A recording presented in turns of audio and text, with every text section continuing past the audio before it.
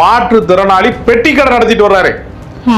ஒரு கை அவருக்கு வந்து இது கிடையாது, மாற்றுத்திறனாளி. அவரை புகையிலை பொருட்கள் ஏதோ விற்பனை செய்யறாரு, குட்கா வந்து ஏதோ விற்பனை செஞ்சாரு என்கிற வழக்குல கூட்டு போய் 19 இடத்துல வந்து படுகாயத்தோடு கூடிய மரணம் நடந்திருக்கிறது. அன்றைக்கு முதலமைச்சராக இருக்கக்கூடிய ஸ்டாலின் அவர்கள் வந்து மன்னிப்பு கேட்டார், சாரி சொன்னார். சம்பந்தப்பட்டவர்களிடத்தில் பேசினாங்க. சாரிலாம் வேணாம், நீதி வேணும்னாங்க, சிபிஐ விசாரணை வேணும்னாங்க. எப்ப எத்தனையோ பிரச்சனைகளை கிளப்பினாங்கல்ல, இப்ப சாரி சொல்றது கூட ஆள் இல்லையே. அப்ப என்னன்னா, ஊமை வேஷம் போட்டு அந்த பிரச்சனைகள் குறித்து பதில் சொல்லாததன் மூலமாக, ஒரு கள்ள மௌனத்தின் மூலமாக கடந்து போவதன் வழியாக அந்த பிரச்சனையை பூதாகரமாக ஆகாமல் பார்த்துக் கொள்வது. இந்த குற்றம் நடந்தது என்று யார் வந்து பொது வெளியிலே பேசுகிறார்களா, ஊடகத்திலே பேசுகிறார்களா, இந்த செய்தியை உலகத்துக்கு சொல்லுகிறார்களா, இது கோர்ட் மூலமாக உத்தரவாயிருக்க இந்த மோசடி. அப்ப வந்து நீதிபதி மேல வழக்கு போடுவியாப்ப? நீங்க இணக்கமா இருந்தீங்கன்னா இந்திக்காரன் பூரா நம்ம லோக்கல் பஞ்சாயத்துல இருக்க எல்லா இதுலயும் கிராம அலுவலர்கள் வந்து விஓ வரைக்கும் வந்து பீகார்காரன் வந்துடுவேன். இணக்கமா இருக்கும் அப்படின்னு சொன்னீங்கன்னா இங்க சுணக்கமா மாறிடும் எல்லாமே. ஜனநாயகம் செத்து விட்டது. இப்ப நடக்கிற இடைத்தேர்தல்ல அதாவது சட்டமன்ற உறுப்பினர்கள் சாகவில்லை, ஜனநாயகமே செத்துருச்சு. ஜனநாயகம் செத்து போனதுக்காக இடைத்தேர்தல் நடக்கிறதா?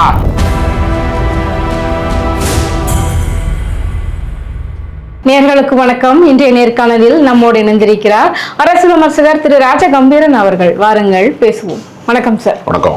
இன்றைய தினம் பாத்தீங்க அப்படின்னா தாவேகா பொறுப்பேற்றதுல இருந்து சட்டம் ஒழுங்கு மிக சரியாக இருக்கிறது அப்படின்னு சொல்லி அந்த கட்சிக்காரர்கள் வந்துட்டு சொல்லப்பட்டு வருது. அது திமுக ஆட்சியில பாத்தீங்க அப்படின்னா நிறைய ஆணவ கொலைகள் நடந்ததாக நிறைய குற்றச்சாட்டுகளை வந்து முன் வச்சிருந்தாங்க. இப்ப தாவேகா ஆட்சியில அதெல்லாம் குறைஞ்சிருக்குன்னு நினைக்கிறீங்களா, இல்ல அதனுடைய வெளிப்பாடுகள் எப்படி இருக்கு? திமுக ஆட்சியில சட்டம் ஒழுங்கு சரியில்லை என்று யாரெல்லாம் சொன்னார்களோ அவர்களெல்லாம் மிகப்பெரிய அதிர்ச்சியில் இருக்கிறார்கள். அங்கொன்றும் இங்கொன்றுமாக திமுக ஆட்சியிலே ஒரு விதிவிலக்கான தவறுகளைத்தான் வந்து காண முடிந்தது. இப்பொழுது அப்படி கிடையாது.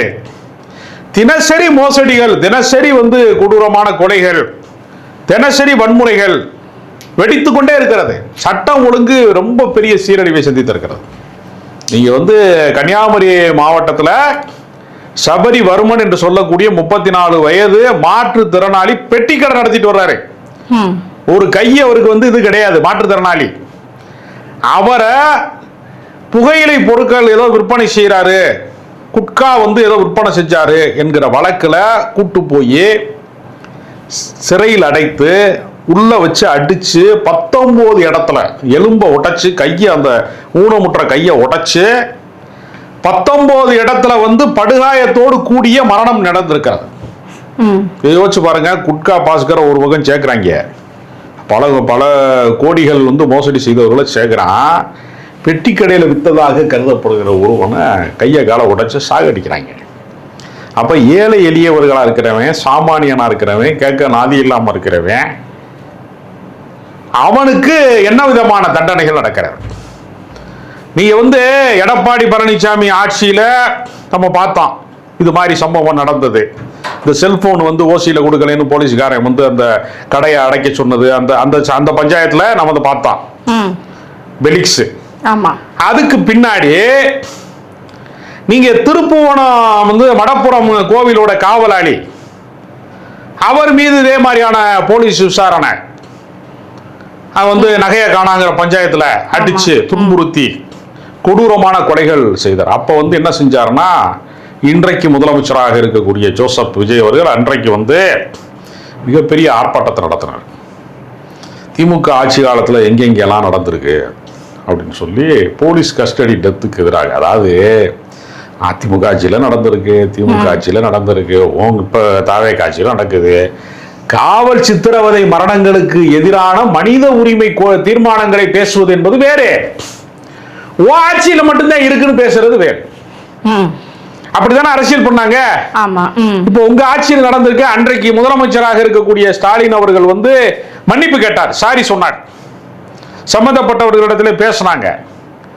சாரிலாம் வேணாம், நீதி வேணும்னாங்க, சிபிஐ விசாரணை வேணும்னாங்க. எப்போ எத்தனையோ பிரச்சனைகளை கிளப்பினாங்கல்ல. இப்ப சாரி சொல்றது கூட ஆள் இல்லையே. நடந்த தவறை ஒப்புக்கொள்வதற்கு தயாராக இருக்கிறார்கள். ஏன்னா காவல்துறையை கையில் வைத்திருப்பது தமிழ்நாட்டினுடைய முதலமைச்சர். அன்றைய முதலமைச்சரை நீங்கள் கேள்வி கேட்டீர்கள். இன்றைய முதலமைச்சர் உங்களை வந்து எதிர்க்கட்சிகள் கேள்வி கேட்பாங்க. அதற்கு நீங்கள் என்ன பதில் வச்சிருக்கீங்க? இனிமேல் என்னுடைய ஆட்சியில காவல் சித்திரவதை மரணங்களே நடக்காது என்று உங்களால் உத்தரவாதம் தர முடியுமா? மாற்று அரசியல்னு சொல்றீங்க. அவங்க மாதிரி இல்லைங்க, நாங்க திமுக மாதிரி இல்லைங்க, அதிமுக மாதிரி நாங்க இல்லைங்க, நாங்க ரொம்ப தூய சக்திங்க அப்படின்னு நீங்க சொல்றீங்க. சொல்லிட்டு நீங்க திமுக ஆட்சியில் என்ன நடந்துச்சோ அதிமுக ஆட்சியில் என்ன நடந்துச்சோ அதை விட மோசமா நடக்கக்கூடிய ஒரு நிலைமையை நம்ம பாக்குறோம். அப்ப இதற்கு வந்து தமிழ்நாடு அரசு வந்து என்ன பதிவு வைத்திருக்கிறது? இந்த குற்றத்திற்கு யார் பொறுப்பேற்றுக் கொள்வது? ஆனா இப்ப வரைக்குமே தாவேகா தரப்புல இருந்து பெருசா இதெல்லாம் அறிக்கையோ இல்ல விஜய் தரப்புல இருந்து ஒரு எந்த ஒரு விஷயமும் வெளியே வரவே இல்லையே சார். அதை வந்து நார்மலைஸ் பண்றாங்களோ, அமைதியாக மக்கள் மறந்துடுவாங்கன்னு நினைக்கிறாங்க. இல்ல, அதாவது எதை பற்றியுமே பேசாமல் இருப்பது அப்படின்னு ஒரு விஷயம் இருக்குல்ல. வந்து எங்க தென் மாவட்டங்கள் எல்லாம் சொல்லுவாங்க, ஊமை கொட்டானா இருக்காண்டா, எதை கேட்டாலும் சொல்ல மாட்டேங்கிறான்டா அப்படின்னு சொல்லுவாங்க தென் மாவட்டங்கள்ல. அப்ப என்னன்னா, ஊமை வேஷம் போட்டு அந்த பிரச்சனைகள் குறித்து பதில் சொல்லாததன் மூலமாக, ஒரு கள்ள மௌனத்தின் மூலமாக கடந்து போவதன் வழியாக அந்த பிரச்சனையை பூதாகரமாக ஆகாமல் பார்த்து கொள்வது. இப்ப நீங்க பாத்தீங்கன்னா, ஒருத்தர் அறநிலையத்துறைக்கு வந்து அமைச்சர், முறுக்கு பாக்கெட் வந்து டேட்டு போடலன்னு ஒருத்தர் முறுக்குனாரு. ஆமா, இந்த டேட்ல தான் செஞ்சாங்க அப்படிலாம் பேசினாரு. அவரே வரிசையில் நின்று சிறப்பு கட்டணம் கேட்டாங்க என்கிட்ட, அவ்வளவு சீன் போட்டார்ல. அப்ப சாதாரண விஷயங்கள் எப்பவுமே என்ன செய்வாங்கன்னா, 500 ரூபாய் லஞ்சம் கொடுக்கறது, 3000 ரூபாய் லஞ்சம் கொடுக்கறதுலாம் முடிச்சிருவாங்க கரெக்டா. மொத்தமா பெரிய அளவுல மோசடி நடக்கும்போது பெரிய பெரிய சின்ன சின்ன தவறுகளை எல்லாம் கடுமையாக கண்டிப்பார்கள், பெரிய தவறுகளை ரொம்ப சிறப்பாக அனுமதிப்பார்கள். இப்போ நீங்கள் பார்த்தீங்கன்னா எல்லா இடங்கள்லையும் மணல் குவாரி திறப்பதற்கு அனுமதி. ஏற்கனவே கன்னியாகுமரி மாவட்டத்தில் கனிம வள கொள்ளை வந்து மிக மோசமான பாதிப்பை அடைந்திருக்கிறதுங்கிற குற்றச்சாட்டு இருக்கும் போது அவர்களுக்கு வந்து நாங்கள் மீண்டும் 1 வருடம் நீட்டிப்பு. அப்ப இது என்ன அரசாங்கம்? இப்ப ஸ்டெர்லைட்டை மீண்டும் திறப்பதற்கான ஏற்பாடுகள் நடந்து கொண்டிருக்கிறது என்று ஒரு தகவல் வருகிறது. அப்ப என்ன, அதாவது ஏற்கனவே நாம வந்து போராடி அடைந்த பல உரிமைகளை விட்டுத்தரக்கூடிய சூழ்நிலை வந்து விட்டது. பல்கலைக்கழகங்களுக்கு வந்து துணைவேந்தர்கள் வந்து நம்ம ஊர்ல வந்து யார் வந்து வேந்தராக இருக்க வேண்டும், கவர்னரே வேந்தராக இருக்கிறார் என்பதை மாற்றி முதலமைச்சரே வேந்தராக இருக்க வேண்டும் என்கிற தீர்மானத்தை இயற்றி உச்ச நீதிமன்றத்திலே வாதாடி தீர்ப்பு பெற்றோம்னா, இவங்க போய் மறுபடியும் என்ன பண்றாங்கன்னா, யூஜிசி மெம்பரா வந்து நீங்க மத்திய அரசாங்கம் சார்பா இருக்கிறவங்கள சேர்க்கலாம் என்று பழைய நிலைமைக்கு கொண்டு வருகிறார். இப்ப இந்த அரசு வந்து என்னவாக இருக்கிறதுனா, நாம் அடைந்த வளர்ச்சி இருக்கிற ஒரு முன்னேற்றம் இருக்குல்ல, அதை நோக்கி பயணிக்காம ஒரு சறுக்கலான பாதையில இந்த அரசு வந்து என்ன செஞ்சாங்க, எல்லா விஷயத்திலும் நீங்க பாருங்க, கார் பார்க்கிங் 10 கோடி ரூபாய்க்கு கட்டுறாங்க, குன்னூர்ல வச்சு கட்டுறாங்க, அதை கேன்சல் பண்ணு டெண்டரை அப்படின்லாம் பேசுறாங்கல்ல. அவ்வளவு யோக்கியமானவங்க. அதுக்கு என்ன டெண்டர், காரு வந்து பார்க்கிங் வச்சா அது வருமானம் வரப்போகுது. இப்ப கல்யாண மண்டபம் கட்டி விடுறாங்க, கேட்டா வந்து அந்த கோயில் ரொம்ப குறைவான பக்தர்கள் தான் வராங்க, அதனாலதான் நாங்க வந்து அது யாருக்கு வருமானம் இல்லையே அப்படின்றாங்க. யாருக்கு வருமானம் வரும்? அது கவர்மெண்ட்டுக்கு தான் வரும். யாரும் வீட்டுக்கு எடுத்துட்டு போக முடியாதுல. இப்ப வடபழனி கோவில் இருக்கு, பக்கத்துல ஒரு கல்யாண மண்டபம் இருக்கு, அந்த மண்டபத்தை வாடகைக்கு விட்டா யாருக்கு வருமானம்? நீங்க கோவிலுக்கு தான் அது வருமானம்.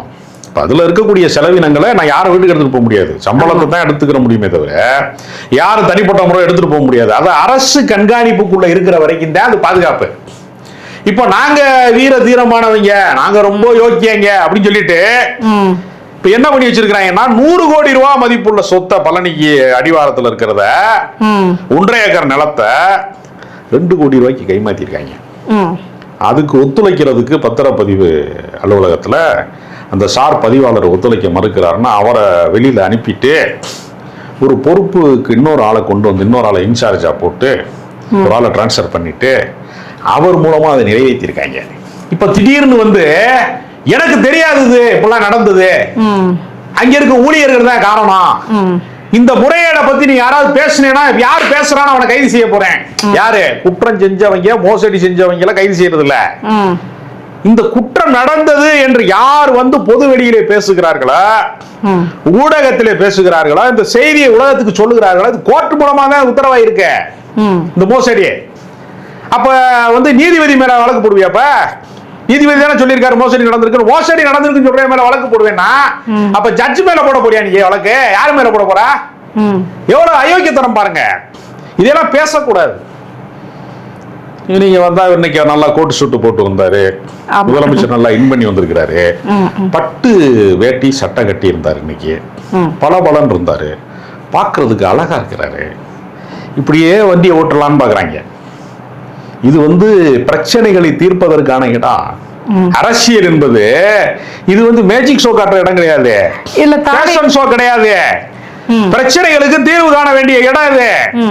காவல்துறையில சீர்திருத்தம் வேண்டும் என்று நெடுநாள சொல்லிட்டு இருக்கான்.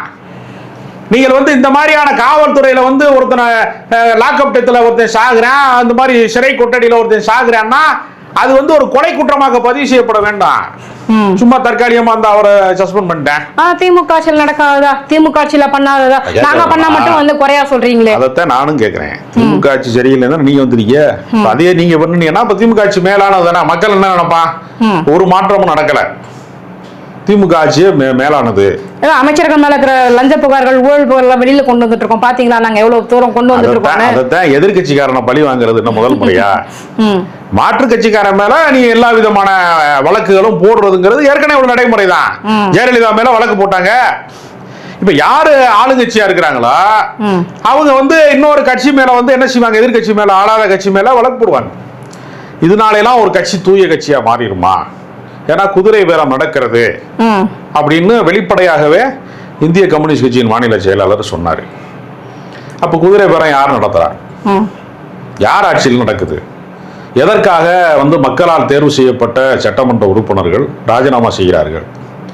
எதற்காக வந்து அவர்கள் வந்து மீண்டும் வந்து ஒரு போலியான இடைத்தேர்தலை உருவாக்குறாங்க? ஒரு சட்டமன்றத்தில் ஒரு எம்எல்ஏ செத்து போயிட்டாருன்னா அவர் மரணமடைந்து விட்டார் அப்படிங்கிறதுக்கு இடைத்தேர்தல் வரும். ஈரோடு கிழக்கில் இடைத்தேர்தல் வந்து ஜிவி.கே. இளங்கோவன் செத்து போயிட்டாரு, அவர் மகன் செத்து போயிட்டாருன்னு 2 தடவை இடைத்தேர்தல் வருது. இப்போ யார் செத்தான்னு இடைத்தேர்தல் நடக்குதுங்க? ஜனநாயகம் செத்து விட்டது. இப்போ நடக்கிற இடைத்தேர்தலில் அதாவது சட்டமன்ற உறுப்பினர்கள் சாகவில்லை, ஜனநாயகமே செத்துருச்சு. ஜனநாயகம் செத்து போனதுக்காக இடைத்தேர்தல் நடக்கிறதா? அதான் நம்மளோட கேள்வி. அதுலயே பயங்கரமா மேனிபுலேட் பண்றாங்க தாவேக்காரங்க. இது ஒரு விஷயத்தை கவனிச்சிருந்தீங்கன்னா, எங்க எம்எல்ஏக்கள் வந்து திமுக வந்து விலை பேசி வாங்க பாக்குறாங்க அப்படின்னு சொல்லி கோர்ட்ல கேஸே ஃபைல் பண்ணிருக்காங்க. இது எப்படி நான் எவ்வளவு தந்திரமான நடவடிக்கை? போலீஸ் பாதுகாப்பெல்லாம் போட்டு வச்சிருந்தாங்க. இல்ல, அதாவது தாவேக்கா போலீஸ் வழக்கு போடுமா, தாவேக்கா எம்எல்ஏ புகார் கொடுப்பாராம். நான் என்ன சொல்றேன், எங்களுக்கு எம்எல்ஏ யாருன்னே தெரியாதையா முதல்லன்னு உதயநிதி ஸ்டாலின் சொல்றாரு. உன் எம்எல்ஏ யாருன்னு யாருன்னே தெரியலையே. அமைச்சர்கள் பேர்லாம் ரொம்ப அதிர்ச்சியா இருக்கு. எல்லாரும் பேருக்கு முன்னாடியும் விஜய் பார்த்திபன், விஜய் தமிழன் என்னென்னமோ சொல்றாங்க. இவங்க எல்லாம் சட்டமன்ற உறுப்பினர் அமைச்சர்களா இருக்கிறாங்கிற விவரம் தெரிகிறதுக்குள்ளேயே ஆட்சி முடிஞ்சிடும் போல இருக்கு. யாரும் வந்திருக்காங்க, எதுவுமே துறை சார்ந்த அறிவு இல்ல, நிர்வாக அறிவு இல்ல, எதுவுமே இல்ல. கேட்டா லஞ்சம் வாங்க மாட்டோம் இப்படி சொல்லி இந்த முறுக்கு பாக்கெட்ல ஆரம்பிச்சு இப்ப 100 கோடியில வந்து நிக்குது. இன்னும் என்னென்ன முறை கேட்டேன்னா நம்ம பார்க்க போறோமோ அப்படிங்கிற மாதிரியான ஒரு அச்சம் நிலவுகிறது. அதனால இவர்களுக்கு அரசு நடத்த தெரியல, நிர்வாகம் நடத்த தெரியல, எதையுமே முறைப்படுத்த தெரியல, சீன் போட்டே ஓட்டலாம்னு பாக்குறாங்க. இப்ப நீங்க பாத்தீங்கன்னா அவர்களுடைய நடவடிக்கை எல்லாமே தனியார் மையத்தை நோக்கி நகர்கிறது. அதை நோக்கி தான் அவங்க எல்லாமே செய்யறாங்க. இது வந்து மிகப்பெரிய ஒரு வீழ்ச்சியில போய் அது முடியும். பார்க்க போனா அவங்க என்ன சொல்றாங்க அப்படின்னா, திமுக வந்துட்டு எப்பவுமே வந்துட்டு பாஜக அரசை வந்து மத்திய அரசை வந்துட்டு ஒரு எதிரியாக பாவிச்சாங்க. அதனால வந்து எங்களுக்கு கிடைக்க வேண்டிய நிறைய விஷயங்கள் வந்து தமிழகத்துக்கு கிடைக்காம போயிடுச்சு. ஆனா தாவேக அரசு இன்னைக்கு பாஜக கூட கொஞ்சம் இணக்கமாக செயல்படுது. அதுக்காக வந்து நாங்க கூட கூட்டணி கிடையாது, அவங்க ரகசிய உறவெல்லாம் எதுவுமே கிடையாது. நாங்க வந்து இணக்கமா போயிட்டு இருக்கோம். தமிழகத்துக்கு கிடைக்க வேண்டிய நல்ல விஷயங்கள்லாம் கிடைச்சிட்டு தானே இருக்குது. இது ஏன் திமுக பார்த்து ஆதங்கப்படணும்னு கேட்கறாங்க. நல்ல கேள்வி நீங்க கேட்டது. ஏன்னா அப்படித்தான் எடப்பாடி பழனிசாமி பாஜகவோட இதை விட நீங்களாவது மறைமுகமா இணக்கமா இருக்கியா? அவர் நேரடியாக இணக்கமா இருந்தாரு. அவரால் தமிழ்நாட்டுக்கு என்ன நன்மை நடந்துச்சு? தூத்துக்குடி துப்பாக்கி சூடு மாதிரி நன்மை நடந்துச்சா? என்ன நன்மை நடந்துச்சு அவரால்? ஒரு நன்மையும் இல்லைங்க. டிஎன்பிசியில வந்து தமிழ்நாட்டில் இருக்கக்கூடிய அரசு பணிகள்ல தமிழர்கள் மட்டும்தான் அந்த போட்டித் தேர்விலே பங்கு பெற முடியுங்கிற நிலைமையை மாத்தினாங்களா இல்லையா? வேறு வெளி மாநிலத்தவரும் எழுதுறாங்க நிலைமையை உருவாக்குனாங்கல்ல. நீங்க இணக்கமா இருந்தீங்கன்னா இந்திக்காரன் பூரா நம்ம லோக்கல் பஞ்சாயத்துல இருக்க எல்லா இதுலயும் கிராம அலுவலர்கள் வந்து விஓ வரைக்கும் வந்து பீகார்காரன் வந்துருவேன். இணக்கமா இருக்கோம் அப்படின்னு சொன்னீங்கன்னா இங்க சுணக்கமா மாறிடும் எல்லாமே. அதனால மத்திய அரசாங்கம் வந்து என்னெல்லாம் செய்ய போகுது, எதையெல்லாம் செய்ய காத்திருக்கு. இப்போ சிபிஎஸ்இ ஸ்கூல்ல மும்மொழி திட்டத்தை அவர்கள் அமல்படுத்துவதற்கான உத்தரவு போட்டாங்க. ஆமா. இப்ப நீங்க வந்து நாங்கள் இணக்கமாக இருக்கிறோம் அப்படின்னா நீங்க இந்தியை ஏற்றுக்கொள்ள போறீங்கன்னு அர்த்தம். அப்ப ஏற்கனவே தமிழ்நாட்டினுடைய நலன்களை பாதுகாப்பதற்கு கடந்த கால திமுக அரசு அல்லது அதற்கு முன்பு எடப்பாடிக்கு முந்தைய அதிமுக, ஏன்னா எடப்பாடி வந்து ஒரு சரண்டர் பார்ட்டி, அதற்கு முந்தைய அதிமுகலாம் தமிழ்நாட்டினுடைய உரிமைகளை விட்டு கொடுக்காம மேகதாதுக்கு குறுக்க அணையை கட்டிவிட்டாங்கன்னு வச்சுங்க, நாங்க புதிய நடுவர் மன்றம் அமைக்க போறோம்னு சொல்லிட்டு இருந்தீங்கன்னா நீங்க வழக்கு போட்டு 15 வருஷம் கழிச்சு தீர்ப்பு அவன் அணையை கட்டி விட்டான்னு வச்சுங்க, 5 கோடி பேரு விவசாயிகள் தமிழ்நாட்டில் இருக்கக்கூடிய 5 கோடி பேரை பாதிக்க போகுது. காவிரி டெல்டா பகுதி பாலைவனமா மாறிடும், நீர் வரத்து வராது. இணக்கமா போறங்கிறீங்களே, எப்படி இணக்கமா போவீங்க? வாழ்வாதார பிரச்சனை பற்றி எரியக்கூடிய பிரச்சனை, நீராதாரம் இல்ல, நிலம்லாம் வெடிச்சிருச்சு, விவசாயம் விட்டு வெளியேறிட்ட விவசாயிகள் போறோம்னா ஏற்கனவே மீத்தேன் எடுக்கிறதுக்கு தயாரா இருக்கான். அப்ப மொத்த நிலங்களும் பாலைவனமா மாறப்போகுது. தமிழ்நாட்டினுடைய காவிரி டெல்டா பகுதியை பாலைவனமாக மாற்றுவதற்கு ஒரு பெரிய சதித்திட்டத்தை தீட்டிக் கொண்டிருக்கிறான் அந்த பக்கம் கர்நாடகத்துல. இப்படி எத்தனையோ பற்றி எரிகிற பிரச்சனைகள்ல வாய் திறக்காத ஒரு முதலமைச்சர், பஞ்சு டயலாக் மட்டும் பேசுற முதலமைச்சரை வச்சுக்கிட்டு, நிர்வாக அறிவே இல்லாதவர்களுடைய துறை சார்ந்த அறிவு இல்லாதவர்களை கூட வச்சுக்கிட்டு இவர்கள் என்ன செய்ய போகிறார்கள் என்பது வெறுமனே குதிரை பேரத்தை நடத்துவாங்களே தவிர குறுக்கு வழியில ஆட்சியை தக்க வைத்துக் கொள்வதற்கு முயற்சி செய்வார்களே தவிர இவர்களால் ஒரு முறையான அரசை நடத்தவே முடியாது என்பது கண்கூட தெரியும். அதுல நீங்க பேசவே மாட்டேங்கிறாருன்னு சொல்றீங்க. 5 நிமிஷம் பேசுறதுக்கு குளத்தூர்ல வந்து கொத்து பரோட்டா போட்டாங்கன்னா மேடையில ஏறி இதை ஒரு முட்டாள்தனமான பேச்சு இருக்க முடியுமா? நீங்க 108 தொகுதியில இருக்கீங்க, மிச்ச தொகுதியில உங்களை கொத்து பரோட்டா போட்டாங்களா இல்லையா? இது ஒரு முறையான பேச்சா? கேட்கறது என்னன்னா, ஒரு முதலமைச்சருக்கு என்று ஒரு கண்ணியம் இருக்கணுமா இல்லையா? நீங்க குத்துப்பாட்டு ஆடி முதலமைச்சர் ஆணியங்கிறதுக்காக நீங்க கொத்து பரோட்டா பத்தி பேசுவீங்களா? தொட்டப்பட்ட ரோட்டு மேல முட்டை பரோட்டான்னு நீங்க டான்ஸ் ஆடிருக்கீங்க, அதை மறக்க மாட்டீங்களான்னு நான் கேட்கிறேன். முதலமைச்சர் ஆனதற்கு பின்பு இது காமராஜர் அமர்ந்த இருக்கை, பேரறிஞர் அண்ணா போன்றவர்கள் வந்து அமர்ந்த பதவி, அதுக்கு ஒரு கண்ணியம் வேணாமா? இப்படி பேசலாமா? நாளைக்கு நீங்கள் தோற்க மாட்டீங்கன்னு என்ன நிச்சயம்? முதலமைச்சராக இருந்த ஜெயலலிதா தோற்கலையா? பேரறிஞர் அண்ணா தோற்கலையா? வரலாற்றினுடைய மிகப்பெரிய சிறப்பு மிக்கவராக இருக்கக்கூடிய அவருடைய இன்றைக்கு பிறந்த நாள் கர்ம வீரர் காமராஜர் தோற்கலையா? இந்திரா காந்தி தோற்கலையா? யாரு தோற்கல?